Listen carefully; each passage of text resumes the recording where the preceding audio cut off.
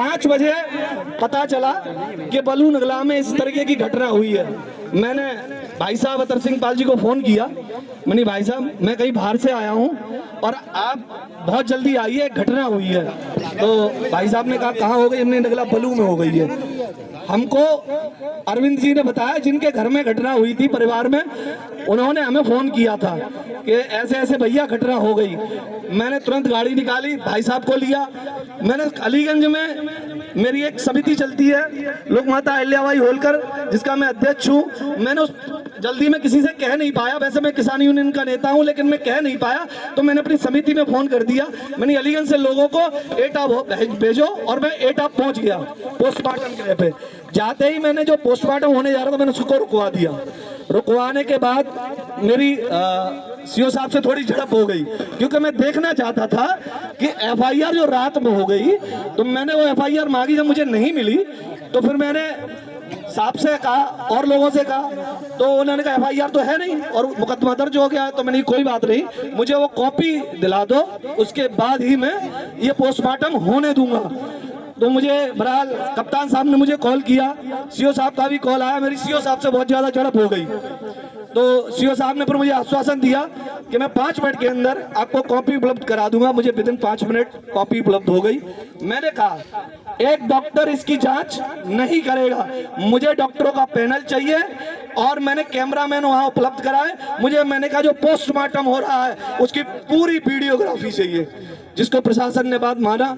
कप्तान साहब ने मुझे अपने चैम्बर में बुलाया, उन्होंने निर्देशित किया सीओ साहब को कि आपको इस तरीके की बात रवि पाल से नहीं करनी चाहिए थी। बहरहाल मैंने गुस्से में सीओ साहब के खिलाफ तहरीर दे दी मुकदमा पंजीकृत होने के लिए। उसमें क्या हुआ, परिवार के लोग शामिल थे, हम वापस आए, पैनल बना। पैनल बनने के बाद ही पूरी पोस्टमार्टम हुई जो मेरी देखरेख में हुआ है। उसके बाद जब मैं 2 दिन इस परिवार के साथ रहा, बॉडी की अंत्येष्टि कराई, यहाँ से निकलने के बाद अगले ही दिन सुबह मुझे पता चला कि परिवार की तबीयत खराब हो गई है। उनको उसमें क्या कहते हैं आईसीयू से निकालकर जनरल वार्ड में भेज दिया गया। मैंने वहां से गाड़ी निकाली, भाई साहब को फोन किया, मैंने कि परिवार की महिला है, शायद भाई साहब उसकी तबीयत बहुत खराब है, हम यहाँ से भागे। उससे पहले मैंने कप्तान साहब को और क्या कहते हैं एडीएम साहब को कॉल किया। मैंने कि साहब अगर उस महिला को कुछ हो गया जो महन है तो आपका बवाल मच जाएगा, आप संभाल नहीं पाएंगे। कप्तान साहब ने मुझसे कहा कोई बात नहीं रवि, मैं अभी व्यवस्था करता हूं। उन्होंने और सीओ साहब ने मुझसे खुद फोन लिया किसी का और वहां फोन करवाया हेड को। इनके लोग गए, बहरहाल मैं जब गया तब तक उनको सर्जिकल विभाग में भर्ती कर दिया गया था, अच्छी देख रेख में। और डॉक्टर से मेरी बात कराई, मैं मिला जाकर, ठीक थी, इनके शरीर में पेन था। मैं डॉक्टर से पूछा क्या इनके जो सर में चोट लगी है, घाव है यहाँ पर, क्या उस चोट को क्या होगा इसमें? तो डॉक्टर बोले पहले हमारा मन था ऑपरेशन करने का, लेकिन चूंकि उनको आराम आया है और जो क्लॉट आया है उस क्लॉट को हम दवाई के जरिए हटाएंगे। हमारे मन में एक संशय आया कि इतने दिन हो गए हमारी वो क्यों नहीं हुई, बयान क्यों नहीं हुए?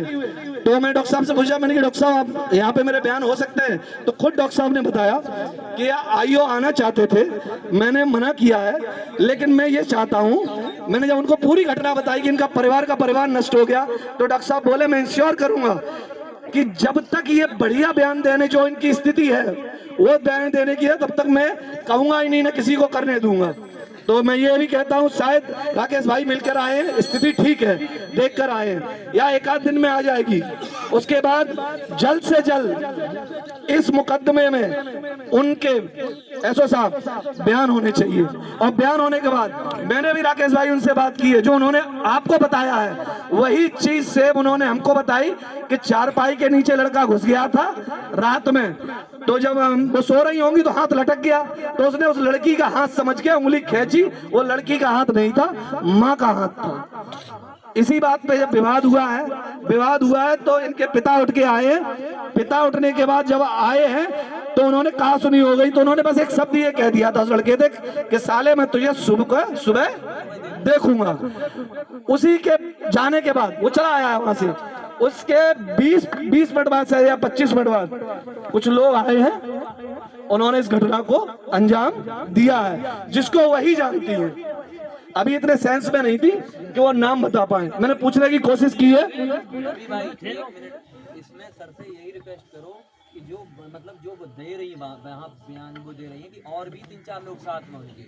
मेन चीज है वो 3-4 लोग साथ उस घटना का नहीं क्लियर हो रहा है कि वो 3-4 लोग क्यों नहीं मतलब नहीं आयो साहब, ऐसा साहब मैं ये चाहूंगा कि जो भी लोग इस घटना में इन्वॉल्व हुए और वो जिसके नाम बताती हैं या अज्ञात में, ये आपकी जांच का विषय है और वो सारे लोग इस मुकदमे में आने चाहिए और उनके खिलाफ सख्त कार्रवाई होनी चाहिए, वरना ये समाज इस तरीके से इसी समाज ने इनको बनाया है और यही समाज बिगाड़ देगा।